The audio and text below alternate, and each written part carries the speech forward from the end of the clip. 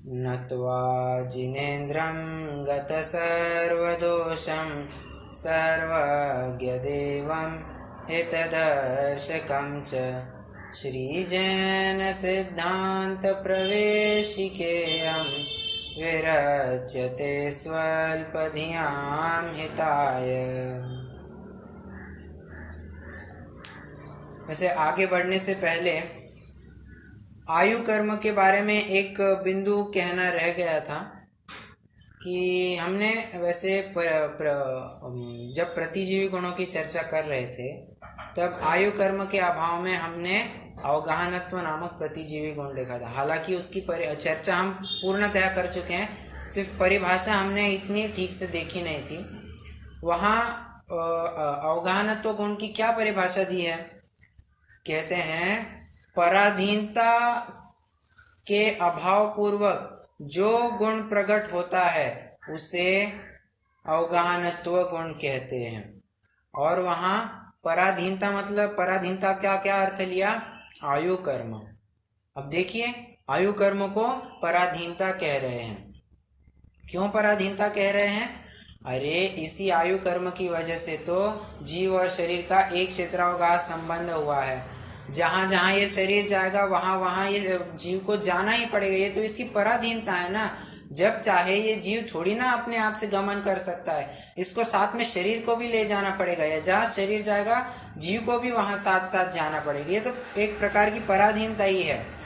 जहाँ और कहना चाहिए कि इस शरीर को कुछ हुआ तो बराबरी से जीव को भी उस दुख का वेदन होता है, सुख दुख का वेदन होता है। तो ये सब जो शरीर आश्रित जो कुछ भी बातें हैं सभी जीव पर भी थोड़ी बहुत मात्रा में हीनादिक रूप से लागू होती ही दिखाई देती है। तो ये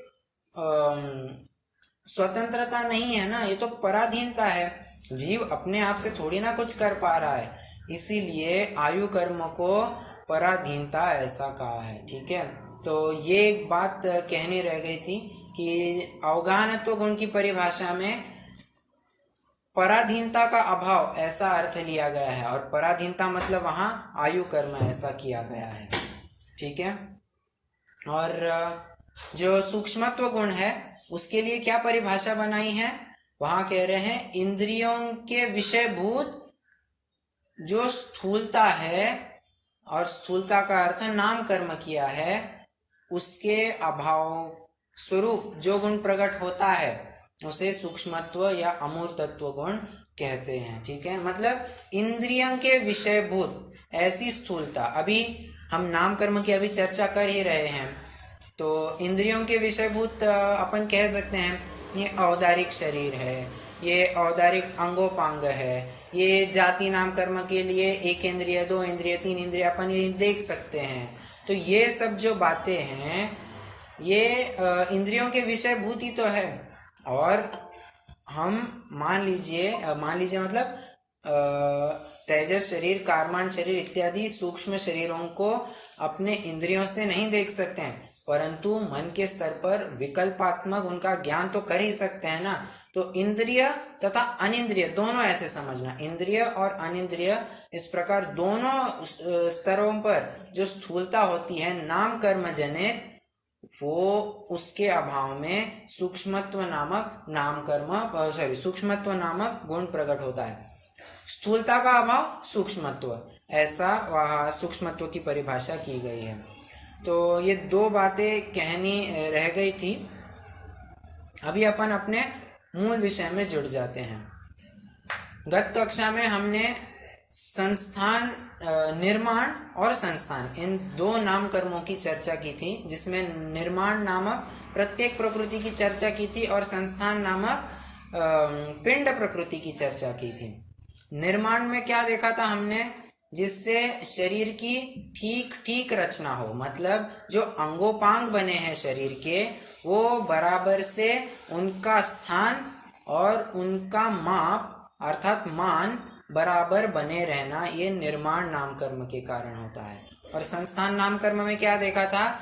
शरीर की जैसी आकृति है उस हिसाब से वो संस्थान डिफाइन होता है। मतलब अगर कोई सिमेट्रिकल है, सिमेट्रिकल मतलब एक हिस्सा दूसरे हिस्से, दाया हिस्सा बाया हिस्से से बराबर कोइंसाइड होता है। अगर किसी संस्थान नामकर्म के शरीर में समचतुरस्र संस्थान नामक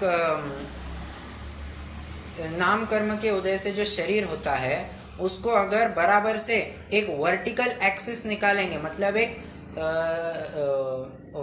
ऊपर नीचे की लाइन खींचेंगे बीचों बीच, तो विभाजन करेंगे तो दाया हिस्सा बराबर बाएं हिस्से पर कोइंसाइड होगा, तंतोतंत एक के ऊपर मेल खाएगा। तो ये किस नामकर्म के कारण होता है?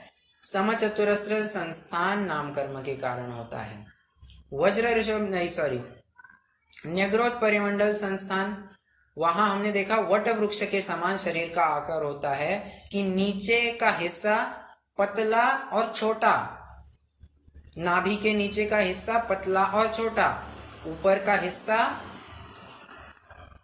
मोटा और बड़ा होता है। ये वट वृक्ष के समान न्यग्रोध परिमंडल संस्थान की संरचना देखी थी। और एक प्रश्न मैं पूछूं, जो हमने स्वाति संस्थान देखा था वहां किस वृक्ष का उदाहरण दिया था? कोई बताएगा? न्यग्रोध परिमंडल में वट वृक्ष का उदाहरण दिया था और स्वाति संस्थान में कौन से वृक्ष का उदाहरण दिया था? कोई बताएगा?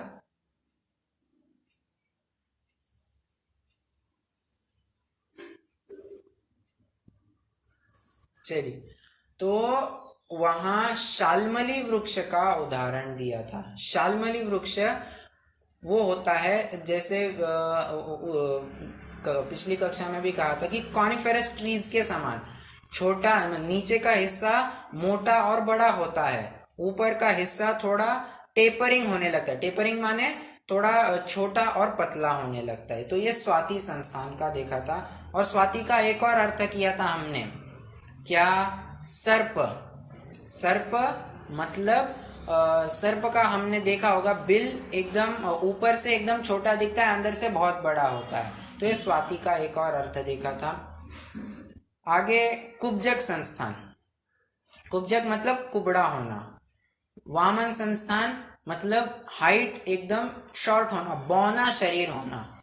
और हुंडक संस्थान मतलब देखा था चित्र विचित्र आकार सहित उनका शरीर होना। तो ये हुंडक संस्थान की भी चर्चा की थी।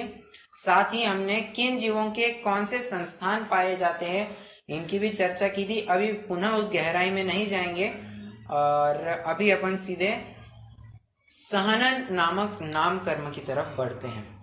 ऐसे पिछली कक्षा में ही बात आई थी कि सहनन मतलब हड्डियों के संबंध विशेष को हम सहनन कहते हैं। मतलब वो हड्डियों का जो संबंध होता है, उनका जो जुड़ान होता है, उसमें जो ताकत होती है, तो ताकत की जो इंटेंसिटी होती है उसको हमने सहनन कहा था। हम सहनन इस शब्द से ही थोड़े समझ सकते हैं कि सहन करने की ताकत, मतलब वो जो हड्डियां है उनमें किसी आपदा या कहिए या किसी वस्तु को झेलने की कितनी ताकत है, सहन शक्ति कितनी है, ये सहनन नाम कर्म के द्वारा हम कह सकते हैं। तो आइए अभी अपन सीधे उनके भेदों पर ही प्रवेश कर जाते हैं। पहला है वज्र ऋषभ नाराज सहनन। अभी आगे बढ़ने से पहले अपन इन शब्दों की थोड़ी सी मीमांसा करते हैं। वज्र, वृषभ, नाराज, सहनन तो हो देख लिया हमने कि शरीर की हड्डियों का बंधन सो सहनन कहलाता है। अभी वज्र क्या है, वृषभ क्या है, नाराज क्या है, ये थोड़ा देखते हैं। वज्र मतलब वो चीज होती है जो कभी टूटती नहीं है। वो किसी पर गिर जाए तो टूट जाए, परंतु वज्र कभी भी टूटता नहीं है। हालांकि लोक में कहा जाता है कि हीरा और diamond is the hardest substance in the world, but यहाँ जिनागम की अपन बात कर रहे हैं तो वज्र को सबसे अटूट वस्तु माना गया है, मतलब वो टूटते टूटता नहीं है, कोई भी कितना बलशाली व्यक्ति क्यों ना हो वो टूटते टूटता नहीं है। तो ये वज्र ऐसी वस्तु होती है। वृषभ मतलब क्या होता है? वृषभ मतलब होता है वेस्टर्न, वेस्ट नहीं वेस्टर्न, वेस्टर्न भी नहीं, WESTERN, वेस्टर्न कल्चर उसकी भी बात नहीं चल रही है, वेस्टर्न इसकी बात चल रही है। वेस्टर्न मतलब क्या होता है? कोटिंग, ऊपर का जो कोटिंग होता है उसको वेस्टर्न कहा जाता है, मतलब वृषभ। और नाराज मतलब नाराज नहीं, नाराज, नाराज मतलब होता है कील, नट बोल्ट जिसे हम कह सकते हैं वो नाराज होता है, मतलब कील जो होती है उसे नाराज कहा जाता है। तो ये शब्द परक तो अभी हमने ज्ञान देख लिया। अभी अपन उन सहनन की थोड़ी बात करते हैं। वज्र, वृषभ, नाराज, सहनन। वज्रमय वृषभ होना, वज्रमय नाराज होना, और इसमें एक बात और हिडन है। क्या हिडन है? सहनन कहा था, सहनन कहते ही हड्डियों की भी बात आ जाती है, मतलब वेस्टर्न और कील के साथ साथ हड्डियां भी वज्रमय होना, उसे वज्र, वृषभ, नाराज, सहनन कहते हैं। ठीक है, मतलब यहाँ परिभाषा ही पढ़ते हैं। प्रश्न क्रमांक 184, जिस कर्म के उदय से शरीर में वज्रमय हड्डियां, फर्स्ट पॉइंट, वज्रमय वेष्टन, सेकेंड पॉइंट, और वज्रमय कीलियां होती है उसे वज्र, वृषभ, नाराज, सहनन कहते हैं।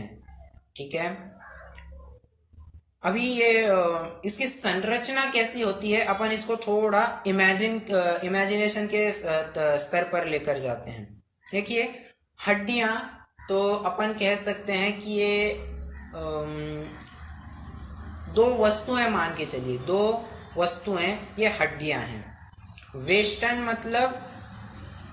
वेस्टर्न मतलब उनके ऊपर का जो कोटिंग होता है वो कोटिंग, और वज्रमय कीलियां मतलब उनका जो जॉइंट हुआ है, उनकी जो संधि हुई है वो संधि भी, वो जॉइंट भी एकदम मजबूत होना। अभी मजबूती के अनेक स्तर हो सकते हैं। जैसे अपन थोड़ा गाड़ी में एक उदाहरण घटित करके देखते हैं। गाड़ी में क्या रॉ मटेरियल है, तो उसकी जो बॉडी है, इंजन है, स्टील आदि जो कुछ लगा है, ये सब उसकी मेन बॉडी है, ये हड्डियों का रूप लेंगी। वेस्टर्न मतलब ऊपर का जो कोटिंग है, मतलब गाड़ी के लिए जो पतरा आदि का जो प्रयोग किया जाता है वो उसको वेस्टर्न कह सकते हैं। और कीलियां मतलब दरवाजे आदि अनेक अनेक स्पेयर पार्ट्स या विभिन्न जो हिस्से होते हैं गाड़ी के, उनका जुड़ान, उनके जुड़ान के लिए जो कीलियां प्रयोग की जाती है, नट बोल्ट, सो कीलियों नाराज का रूप लेंगी। ठीक है, तो अपन थोड़ा घटित करके देखते हैं। अगर किसी गाड़ी का इंजन एकदम पावरफुल हो, उसका पतरा मतलब जो आउटर कवरिंग है उसको शेड आदि लगाने के लिए, दरवाजे आदि का जो पतरा है ये सब लगाने के लिए एकदम टॉप क्वालिटी का रॉ मटेरियल यूज किया गया हो, और साथ ही जो उन स्पेयर पार्ट्स में जुड़ान है एकदम मजबूत हो, मतलब निकलते निकले ना ऐसा मजबूत हो, तो वो गाड़ी कभी उसको ज्यादा अपघात के केसेस में भी उसको ज्यादा कुछ होगा नहीं। क्यों? क्योंकि उसका जो संरचना है एकदम वज्रमय है। मतलब वज्र, वृषभ, नाराज, सहनन क्या होता है? जिसकी हड्डियां वेस्टर्न और कीलियां तीनों ही एकदम वज्रमय हो। हड्डियां मतलब जो बोन्स हैं हमारे, वो तो वज्रमय है ही, उनके ऊपर का कवरिंग वो भी वज्रमय हो, और जो हड्डियों में जुड़ान बना रहता है वो भी वज्रमय, मतलब वो दो हड्डियों का जुड़ान निकलते निकले ना, ऐसा वो वज्रमय कीलियां होती है। तो ये किस में संभव है? ये तीनों बातें वज्र, वृषभ, नाराज, संहनन में संभव है। ठीक है, वज्रमय शरीर होना, वज्रमय अंग होना, ये वज्र, वृषभ, नाराज, संहनन के कारण संभव है। आपने एक शब्द सुना होगा लोक में कि बजरंगबली कहते हैं। लोक में हनुमान को, जो उन्होंने तथाकथित हनुमान का स्वरूप माना है, उन्हें वे बजरंगबली कहते हैं। अब बजरंगबली क्या होता है? वज्र, अंग, बली। वज्र मतलब होता है वज्र, ब व ये अल्टरनेटिवली यूज किए जाते हैं। अंग मतलब शरीर, और बलि मतलब उनको धारण करने वाला वो जीव। वज्र, अंग, बलि, जिनका शरीर ही वज्रमय है, हड्डियां, वेष्टन, कीलियां सब कुछ वज्रमय है, वे बजरंगबली कहलाते हैं। अभी हमारे यहाँ समस्त तीर्थंकर, चक्रवर्ती, कामदेव आदि महापुरुष, शलाका पुरुष, ये सभी वज्र, वृषभ, नाराज, सहनन वाले ही तो होते हैं, तो सभी बजरंगबली हो गए। लोक में तो एक बजरंगबली कहते होंगे, हमारे यहाँ तो सभी बजरंगबली ही बजरंगबली है। ठीक है, तो ये बस एक जानकारी की बात दे दी। आइए अपने प्रकरण में, वज्र, वृषभ, नाराज, सहनन की बात हो गई। अभी आते हैं वज्र, नाराज, सहनन। अभी यहाँ एक स्तर थोड़ा घट गया है। पहले वज्र, वृषभ, नाराज, अभी यहाँ पर वज्र, नाराज, और सहनन तो जोड़ा हुआ ही है। वृषभ यह शब्द हट गया है। मतलब क्या अर्थ हुआ? हम अपने गाड़ी के उदाहरण में अगर थोड़ा घटित करें तो उसकी बॉडी, इंजन, ये एकदम मजबूत होना, उसके जो स्पेयर पार्ट्स आदि यूज किए गए हैं, दरवाजे आदि जो जोड़े गए हैं, जुड़ान, मैं जुड़ान इस शब्द की तरफ फोकस ला रहा हूं, जुड़ान उनका एकदम मजबूत होना, बस उसके लिए जो रॉ मटेरियल यूज किया गया है, जो ऊपर का कवरिंग है, कोटिंग है, पतरा आदि यूज किया गया है, वो हल्के क्वालिटी का है।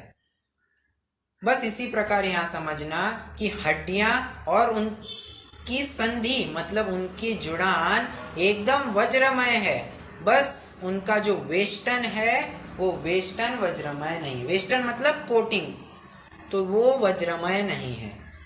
तो परिभाषा पढ़ते हैं, ये अर्थ तो समझ में ही आ गया है।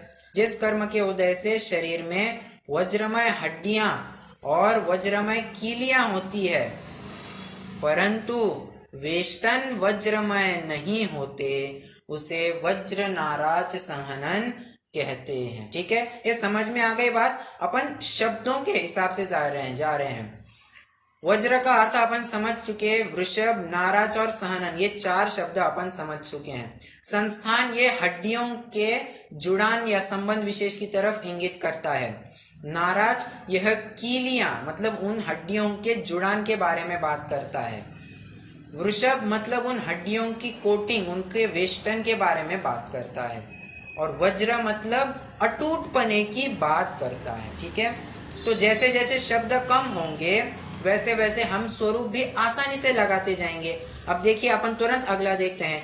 यहाँ सिर्फ नाराज सहन, तीसरा सहनन देख रहे हैं, नाराज सहनन।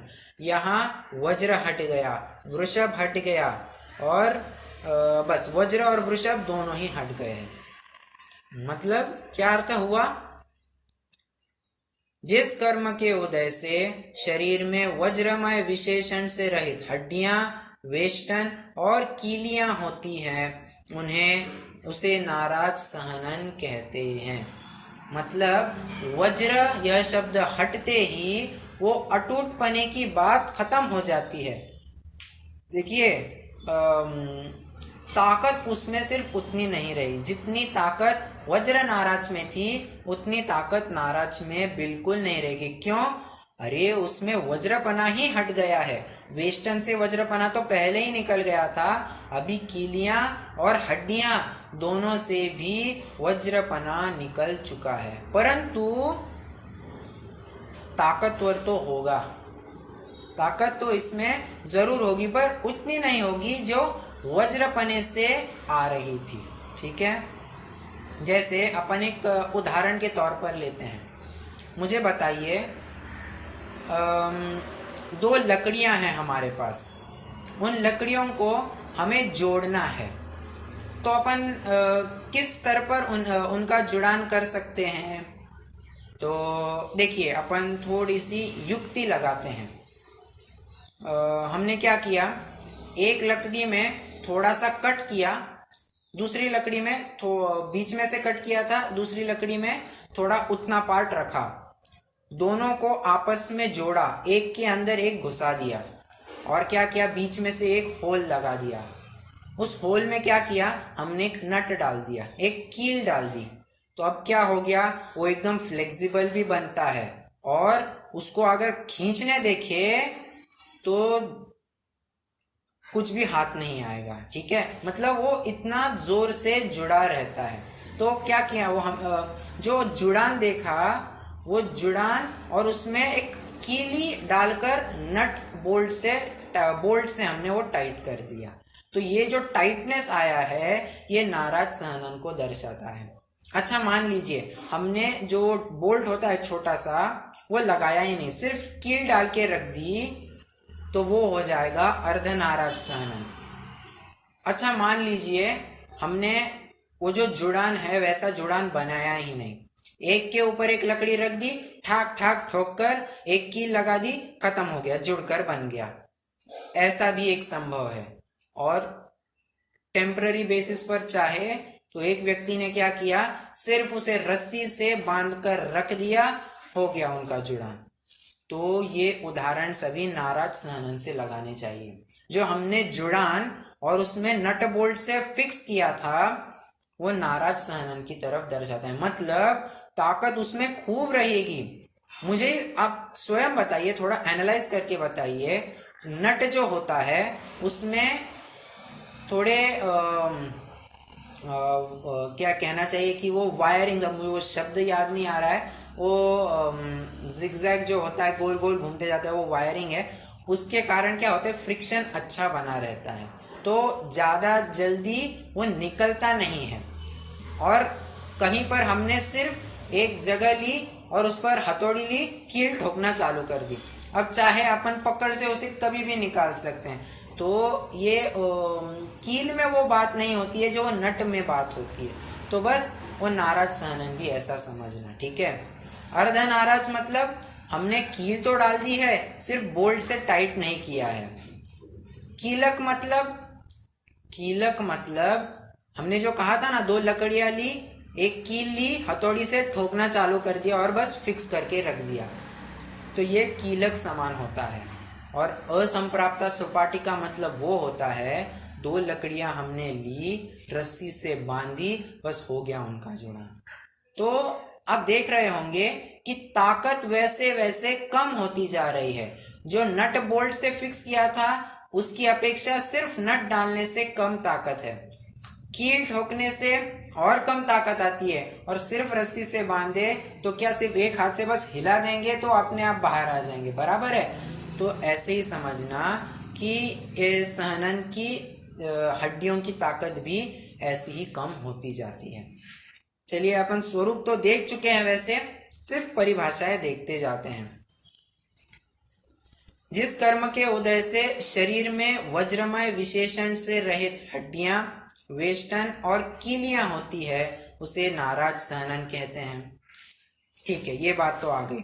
जिस कर्म के उदय से शरीर में हड्डियों की संधियां अर्धकीलित होती है, उसे अर्धनाराज सहनन कहते हैं। ये भी बात समझ में आ गई कि जो जुड़ान था उसमें कील तो लगाई है, परंतु जो बोल्ट से टाइट किया था हमने, बस उतनी बात नहीं है, तो ये अर्धनाराज में होता है। कीलक मतलब जिस कर्म के उदय से हड्डियां परस्पर कीलित होती है, उसे कीलक संघनन कहते हैं। और असंप्राप्ता सुरपाटिका सहनन, जिस कर्म के उदय से शरीर में हड्डियां मात्र मांस, स्नायु आदि से लपेटकर संगठित की गई होती है, उसे असंप्राप्ता सुरपाटिका सहनन कहते हैं। अच्छा, अभी आगे बढ़ने से पहले 2-3 बिंदुओं पर चर्चा करनी है। नाराज का हमने क्या अर्थ देखा था, कोई बताएगा? नाराज का क्या अर्थ देखा था?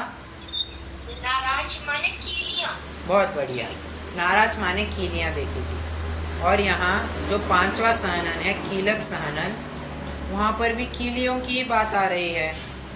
दोनों में क्या फर्क रहा? नाराज मतलब कीलियां देखी थी, कीलक सहनन ये भी कीलियों की बात कर रहा है। क्या अंतर रहा क्या इसमें? तो आप हाँ, इसमें यह है कि ये हड्डियां ही नुकीली होती हैं, नुकीली होके आपस में कीली तो के फंस जाती है, और उसमें वह कील अलग से ली थी।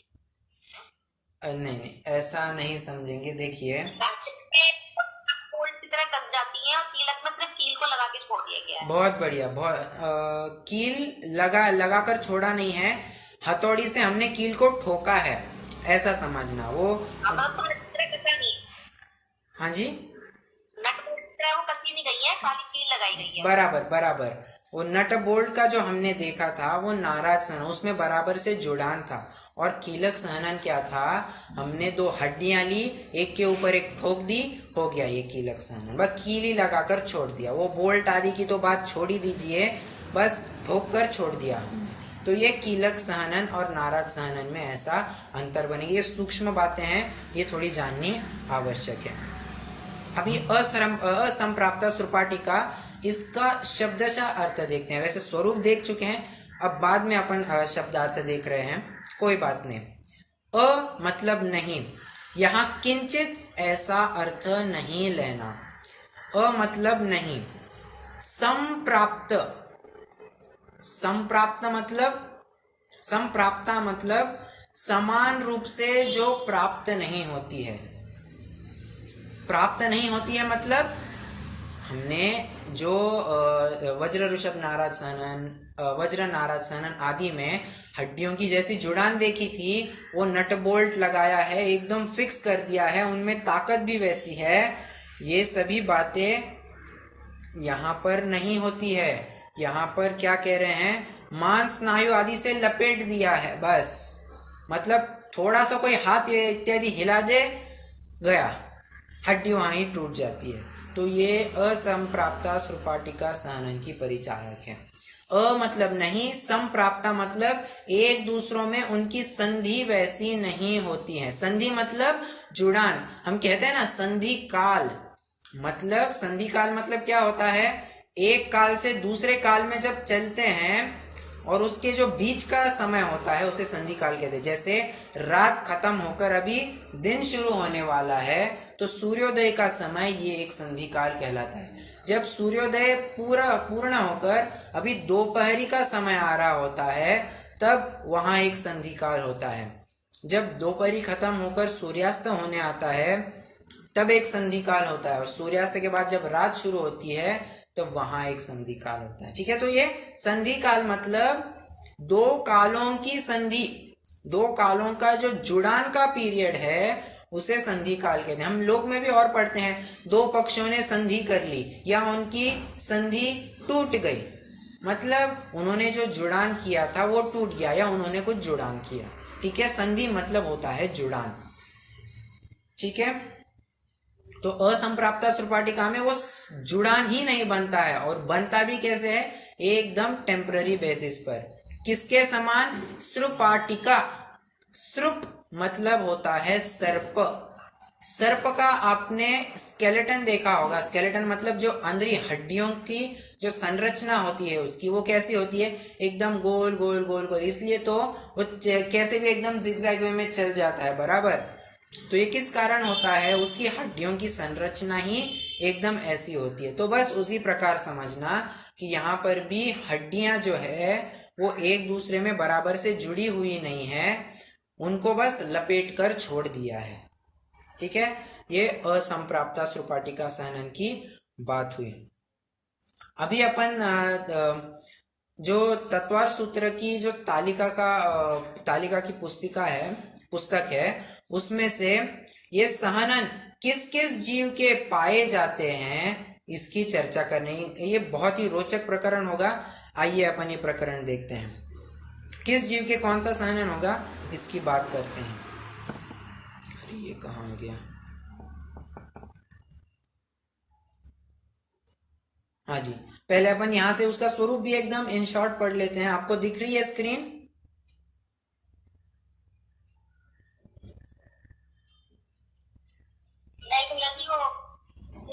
नहीं दिख रही है? एक मिनट मैं फिर से शेयर करूं।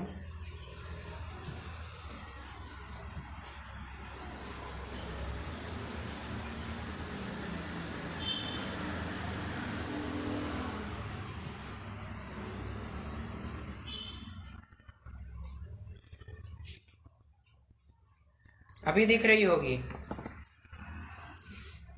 हाँ जी, अब दिख रही है। ठीक है, देखिए तो अपन इन शॉर्ट एकदम संक्षेप में उसका स्वरूप देखते हैं सहनन का। वज्र ऋषभ नाराज सहनन। वज्र के हाड़ बेठन, बेठन मतलब वेष्टन व कीलिया हो। ठीक है, तो तीनों बातें, हड्डियां, वेष्टन और कीलिया वज्र में होना। वज्र नाराज में वज्र के हाड़ व कीलिया होना। ठीक है, नाराज मतलब वज्र रहित कीलित हड्डियों की संधि होना। अर्धनाराज मतलब हड्डियों की संधि अर्ध कीलित होना। ठीक है, नाराज मतलब कीलित होना, अर्धनाराज मतलब अर्ध कीलित होना। कीलक मतलब हड्डियां परस्पर कीलित होना, मतलब जो ठुकाई गई, जो ठुकाई का हमने उदाहरण लिया था बस वो यहाँ लागू होगा।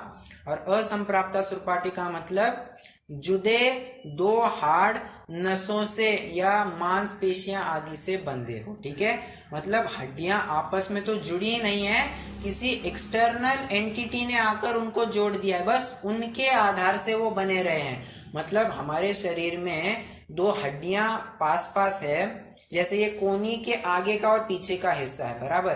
तो अगर मान लीजिए असंप्राप्ता सुरपाटिका होगा तो कैसे संरचना होगी? वो उनमें जुड़ान तो नहीं होगा, वो जुड़ान भी कैसे होगा, बस वो लपेटे गए हैं, इसके कारण वो जुड़े हुए लग रहे हैं। ठीक है, होते नहीं है जुड़े। ठीक है जी, तो अपन ने ये स्वरूप देख लिया।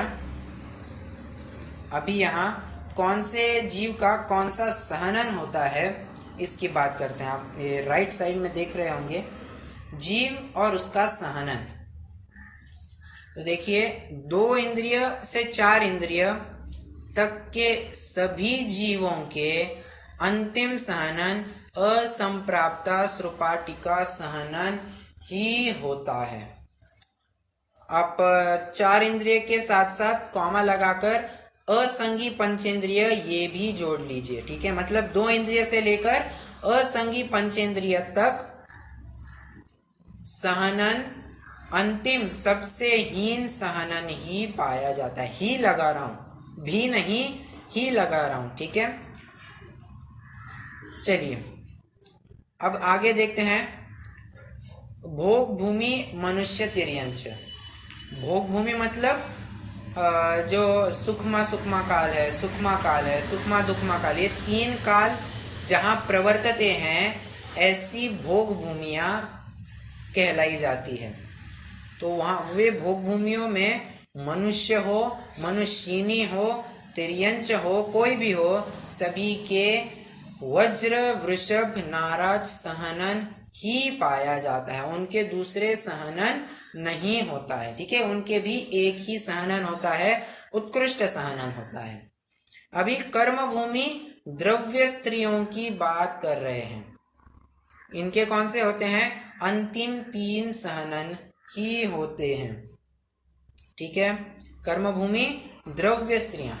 अच्छा, अभी यहाँ एक विचारणीय बिंदु होती है, यहाँ सिर्फ लिख देते कर्म भूमि स्त्रियों के अंतिम 3 सहनन होते हैं।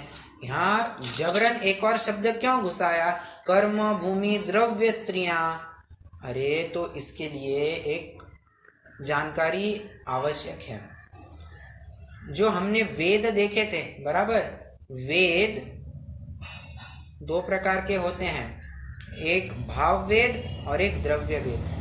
भाव वेद वो होता है जो हम अंदर में उसका अनुभव करते हैं, अनुभव करते हैं मतलब अंदर में जो वेद चलता है वो भाव वेद होता है, और बहिरंग जो रूप हमें दिखता है वो द्रव्य वेद कहलाता है। मतलब स्त्री के जैसे अंग हो तो उसके कहेंगे ये द्रव्य स्त्री है, मतलब इसका द्रव्य वेद स्त्री वेद वाला है। ठीक है, मतलब ऐसे जिनका रूप होता है उनके अंतिम 3 सहनन ही होते हैं। ठीक है, परंतु जिनके भाव स्त्री वेद चलता है अंदर में, उनके छहों में से कोई भी सहनन हो सकता है। आप ये जानना, ठीक है, भाव स्त्रीवेद और द्रव्य स्त्रीवेद। ठीक है, द्रव्य स्त्रीवेद माने बहिरंग जो रूप हमें दिखाई दे रहा है स्त्री का, जैसे स्त्री का रूप होता है उसके अनुसार रूप होना, वे द्रव्य स्त्रीवेद। और भाव स्त्रीवेद मतलब वो अंतरंग वैसे नो कषाय का उदय समझना। ठीक है, तो अंतरंग अगर भाव स्त्रीवेद होगा तो छहों सहनन हो सकते हैं, परंतु द्रव्य स्त्रीवेद होगा तो अंतिम 3 सहनन ही होंगे। आप ये नोट करके लेना। ठीक है, इसलिए मैंने द्रव्य स्त्रीवेद और भाव स्त्रीवेद ऐसा डिस्टिंग्विश करके दिखाया है। और आपको मालूम होगा कि जो श्वेतांबर मत वाले कहते हैं कि स्त्रियों को मुक्ति हो सकती है, तो उन्होंने सिर्फ एक कहना चाहिए एकांत ही ग्रहण किया है। उन्होंने स्त्री मतलब क्या ग्रहण किया, द्रव्य स्त्री वाले मुक्ति को जा सकते हैं, उन्होंने ऐसा अर्थ ग्रहण किया। परंतु ऐसी बात नहीं है। द्रव्य स्त्री वाली जिनके द्रव्य स्त्रीवेद होता है वे मुक्ति को जा ही नहीं सकते हैं। ये ऐसी सहज योग्यता है, ये अन्याय नहीं है, ये सहज ही उसकी योग्यता ही वैसी होती है कि वह मुक्ति को जा ही नहीं सकते हैं। मैक्सिमम वे 5वें गुण स्थान तक बढ़ सकते हैं, ऐसी सहज योग्यता है। परंतु जो और जिनागम में अपने शास्त्रों में बात आती है कि स्त्रियां मुक्ति को जा सकती है, तो अब ये तो बात उनके जैसी कॉन्ट्राडिक्ट हो रही है। अरे, तो शास्त्रों में तो ये कहा है कि स्त्री वेद से मुक्ति हो सकती है, तो वहां अर्थ समझना, भाव स्त्री वेद से मुक्ति हो सकती है, द्रव्य स्त्री वेद से तो मुक्ति नहीं होगी। परंतु अगर भाव स्त्री वेद हो परंतु बाहर में द्रव्य वेद पुरुष का हो तो मुक्ति हो सकती है, ये उसका अर्थ समझना चाहिए। ठीक है, फिर से एक बार बता दूं, अगर शास्त्रों में आपको पढ़ने मिले अपने दिगंबर जैन शास्त्रों में कि स्त्री भी मुक्ति को जा सकती है, स्त्री से भी, स्त्री पने से भी मुक्ति को जा सकते हैं, तो वहां स्त्री मतलब भाव स्त्री वेद ऐसा अर्थ समझना, द्रव्य स्त्री वेद ऐसा अर्थ बिल्कुल भी नहीं समझना चाहिए। ठीक है, इसलिए मैंने जानबूझकर वहां द्रव्य स्त्री वेद और भाव स्त्री वेद ऐसा फर्क करके दिखाया। ठीक है, अभी मैं फिर से स्क्रीन शेयर करता हूँ। वो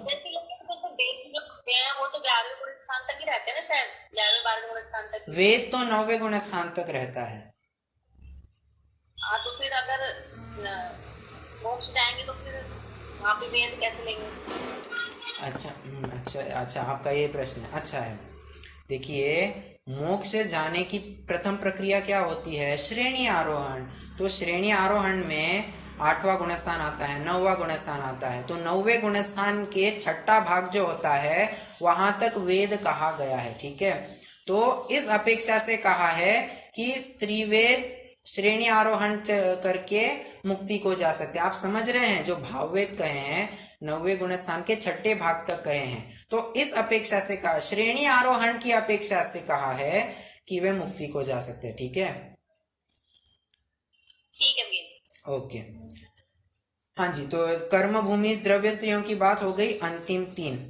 और कर्म भूमि मनुष्य और तिर्यन जो होते हैं उनके 6 सहनन में से कोई भी सहनन हो सकता है। अच्छा, अभी एक जानिए, पंचम काल में तो 3 ही होते हैं ना, मनुष्यों के भी। हाँ, मनुष्यों के 3 ही होते हैं। एक जनरलाइज बात चल रही, जनरल बात चल रही है कि अगर कर्म भूमि मनुष्य होगा तो 6 सहनन हो सकते हैं, और ये वैसे कर्म भूमि 6 सहनन कह रहे हैं, तो ये चौथे काल की बात चल रही है, एक जनरलाइज्ड बात चल रही है, ऐसे काल अपेक्षा भेद नहीं किया है। ठीक है, ठीक है। आपको ये भी मालूम होगा कि ये जो सहनन होते हैं इनमें भी अनेक भेद पाए जाते हैं। मतलब हमने वज्र वृषभ नारद सहनन कहा, तो सभी के वज्र वृषभ नारद सहनन समान नहीं होते हैं। अगर हम आदिनाथ भगवान का वज्र वृषभ नारद सहनन या भरत चक्रवर्ती का वज्र वृषभ नारद सहनन ले और कृष्ण के जो जीव है उनका वज्र वृषभ नारद सहनन ले, तो दोनों में जमीन आसमान का अंतर दिखाई देता है। ऐसा क्यों? ऐसी क्योंकि ये नाम कर्म की प्रकृति ऐसी है कि इनमें अनेकों वेरिएशंस पाए जा सकते हैं। ठीक है, इसलिए आपको ये भी मालूम होगा कि ये जो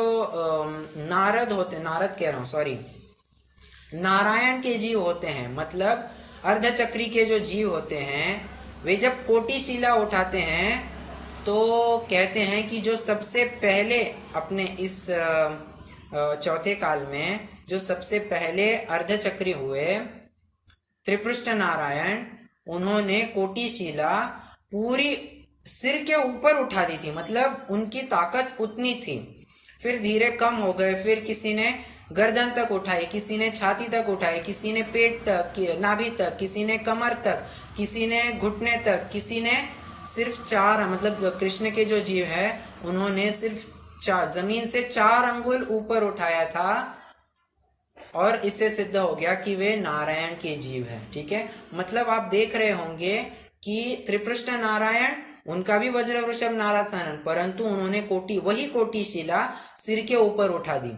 और यही कृष्ण के जो जीव है, जो नारायण ही है, उनके भी वज्र वृषभ नारद सहनन है, परंतु वे सिर्फ 4 अंगुल ऊपर ही उस कोटिशिला को उठा पाए थे। इससे सिद्ध क्या होती है बात? इससे ये बात सिद्ध होती है कि प्रत्येक जो सहनन है उसमें अनेक वेरिएशंस पाए जाते हैं। ठीक है, एक स्टैंडर्ड हम नहीं कह सकते हैं।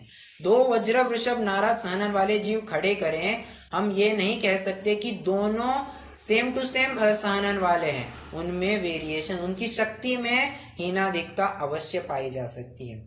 और आपको मालूम होगा कि यहाँ स्त्रियों की तो अंतिम 3 कह रहे हैं, हल्के 3 कह रहे हैं। तो हल्के 3 में भी क्या स्तर होता है, इसका आपको एक नमूना दिखाता हूँ। चक्रवर्ती की जो माता होती है, वो जब चक्रवर्ती दिग्विजय करके पूर्ण करके आता है, तब तिलक किससे करती है आपको मालूम है? हीरे का चूर्ण करके उससे चक्रवर्ती को तिलक करती है। और चक्रवर्ती की माता स्वयं अपने हाथों से उस हीरे का चूर्ण करती है। अब आप मुझे बताइए, एक द्रव्य स्त्री है वो, उसके अंतिम 3 पटरानी करती है। कहीं कहीं पे माता का भी आता है कि भरत चक्रवर्ती की माता ने उनका तिलक किया था, ऐसी बात आती है। कहीं पटरानी होती है, कहीं ये माता होती है। मुझे कहने की बात इतनी है कि स्त्रियों के हल्के 3 सहनन कह रहे हैं, उसमें भी इतनी ताकत कि वे हीरे को किसी यंत्र के माध्यम से नहीं, अपने हाथ से ऐसे उसका चूर्ण कर देवे। तो स्तर इतने बड़े होते हैं। ठीक है, तो यही बात, मैं कहने की बात मुझे इतनी है कि प्रत्येक सहनन में अनेकों वेरिएशंस पाए जाते हैं। ठीक है, तो ये भी बात हमारी हो गई किस जीव के कौन से सहनन होता है। अभी हमें यह देखना है किस जीव के सहनन नहीं होता है। सबसे आसान उत्तर सिद्ध भगवान है। क्यों? उनके तो सभी कर्मों का ही अभाव हो गया, तो सहनन क्या बचेगा? बराबर, सहनन नामक नाम कर्म का ही अभाव हुआ है, तो उनके क्या सहनन होगा? इसलिए सबसे पहले जीव सिद्ध भगवान, जिनके सहनन ही नहीं होता है। और अपन देख सकते हैं कि जो देव और नारकियों के शरीर होते हैं वे भी सहनन से रहित होते हैं। ठीक है, मतलब देव नारकियों के भी सहनन नामक नाम कर्म का उदय नहीं होता है। क्यों? क्योंकि उनके वैकृत शरीर होता है जो सप्त धातु से रहित होता है। ठीक है, मैंने क्या बात कही? उनका शरीर सप्त धातु से रहित होने के कारण हड्डी आदि उनमें नहीं होती है, इसलिए उनके ये सहनन नहीं पाया जाता। ठीक है, देवों के नारकियों के दोनों के। अच्छा, और भी है, विग्रह गति वाले जीव, इनके भी सहनन नहीं होता है। वहां क्यों नहीं होगा? वहां तो सिर्फ तेजस और कारमान शरीर है, तेजस कारमान शरीर में क्या सहनन घटित करेंगे? वो भी तो सप्त धातु से रहित ही है। सप्त धातु हमें ये सिर्फ औदारिक शरीर में दिखाई देता है, बराबर। तो इसको छोड़कर जितने भी इस चार शरीर है, वैक्रिक, आहारक, तेजस, कारमान, इनके साथ जो जीव पाए जाते हैं या जो शरीर होता है, उनमें सहनन लागू नहीं होता है। सिर्फ और सिर्फ औदारिक शरीर में ही सहनन लागू होता है। ये एक इंपॉर्टेंट पॉइंट है, नोट करके लीजिए। औदारिक शरीर में ही सहनन लागू होता है, आहारक शरीर में भी नहीं होता। ठीक है, तेजस कारमान की बात की, वैक्रिक शरीर की भी बात कर ली। अच्छा, जो 14वें गुणस्थानवर्ती अयोग केवली अरहंत है, उनके भी सहनन नहीं होता है। क्यों नहीं होता है? क्योंकि वहाँ शरीर नाम कर्म का अभाव हो चुका है। ठीक है, शरीर नाम कर्म का अभाव हुआ है, इसलिए वहाँ पर सहनन नहीं होते हैं। ठीक है, मतलब कुल मिला के कौन से जीव हुए, फिर से गिनाते हैं। औदारिक शरीर को छोड़कर जितने भी चार शरीर हैं, वैक्रिक, आहारक, तेजस, कारमन, इन चारों शरीरों को सहनन नहीं होता है, इसलिए देवनारकियों के भी नहीं होता। और आहारक रिद्धिधारी जो मुनिराज होते हैं, उनके आहारक शरीर में भी नहीं होता है। और विग्रह गति वाले जीव के भी सहनन नहीं होता है। 14वें गुणस्थानवर्ती अयोग केवलियों के भी सहनन नहीं होता है, और सिद्धों में तो होता ही नहीं, क्यों? वहाँ कर्मों का ही अभाव हो गया। ठीक है, तो ये कौन से जीव में होते हैं, नहीं होते हैं, इसकी भी चर्चा की हमने। अभी एक अंतिम बिंदु लेंगे और फिर आज के प्रकरण को विराम देंगे। ये सहनन का प्रकरण अपना वैसे हो चुका है, कुछ अगर बातें रहती हैं तो अगली कक्षा में की जाएगी। बस अभी एक बिंदु को उठाना है। देखिए, संस्थान और सहनन, मतलब इसको कंपेयर करना था। मतलब पिछली कक्षा में भी ये जाते जाते एक बिंदु छोड़ दिया था कि संस्थान और सहनन, इन दोनों में से कौन सा अधिक आवश्यक है मुक्ति की प्राप्ति के लिए, इसकी चर्चा करनी थी। ऐसा पिछली कक्षा में कहा था, अभी कर दिए हैं। देखिए, मुक्ति को जाने के लिए वज्र, वृषभ, नाराज, सहनन, यही निमित्त लगता है। आप मेरे शब्दों पर गौर कीजिए। मुक्ति को जाने के लिए वज्र, वृषभ, नाराज, सहनन का ही निमित्त लगता है। मैं जानबूझकर यह निमित्त शब्द प्रयोग कर रहा हूं। क्यों? वज्र, वृषभ, नाराज, सहनन होना ये कोई कंक्लूसिव फैक्टर नहीं है कि ये मुक्ति में ही जाएगा, परंतु मुक्ति में जाना होगा तो इसी सहनन का निमित्त लगता है। ठीक है, क्यों? अरे, इतना उग्र पुरुषार्थ करने के लिए उतना सहनन भी तो चाहिए, बराबर है। इसीलिए मुक्ति को श्रेणी आरोहण करने के लिए, श्रेणी मतलब शपक श्रेणी आरोहण करने के लिए वज्र, वृषभ, नाराज, सहनन ही लगता है। ठीक है, अच्छा, इस सहनन की तो बात कर दी।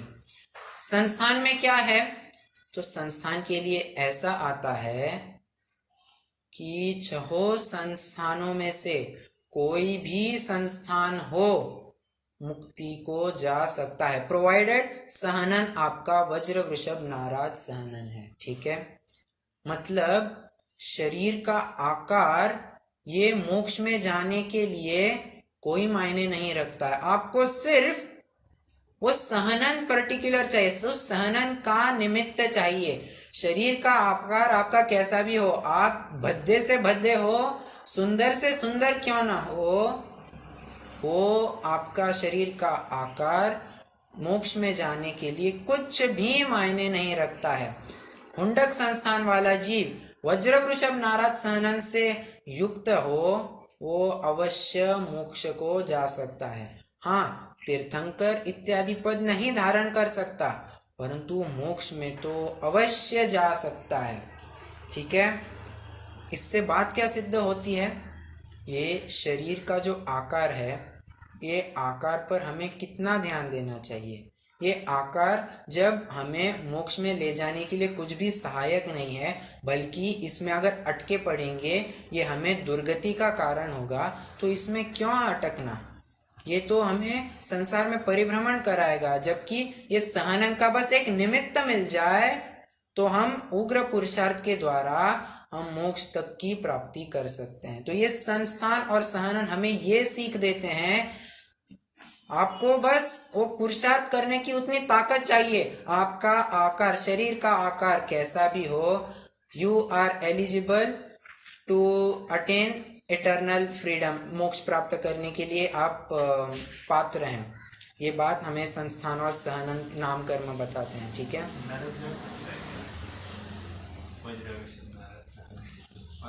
ठीक है। तो वैसे एक बात और कह दूं कि सहनन, जो वज्र वृषभ नारद सहनन होता है, उसके द्वारा चारों ही गतियों में जाया जा सकता है।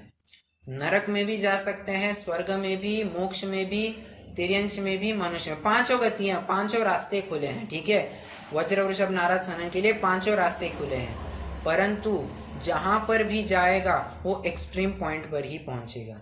मतलब अगर वज्र वृषभ नारद सहनन वाला नरक में जाता है तो सीधे ठेठ 7वें नरक में ही पहुंचता है। मतलब आपका जितने क्यों इतना लंबा क्यों जाता है? क्योंकि उसकी कषाय करने की भी उतनी ताकत होती है। ठीक है, उतने रौद्र परिणाम, क्रूर परिणाम कहिए, या कहना चाहिए संक्लेश रूप परिणाम वज्र वृषभ नारद सहनन वाले के ज्यादा ही होते हैं, सबसे ज्यादा उसी के पाए जाते हैं। इसलिए सातवें नरक में जाने वाले जितने भी जीव होते हैं, सभी के सभी वज्र वृषभ नारद सहनन वाले ही होते हैं। ठीक है, और स्वर्ग में जो सबसे ऊपर वाला स्वर्ग है, सर्वार्थ सिद्धि का स्वर्ग, वो भी वज्र वृषभ नारद सहनन वाले ही जा सकते हैं। ठीक है, तो ये सहनन की भी बात हमने देखी। फिर छठे नरक तक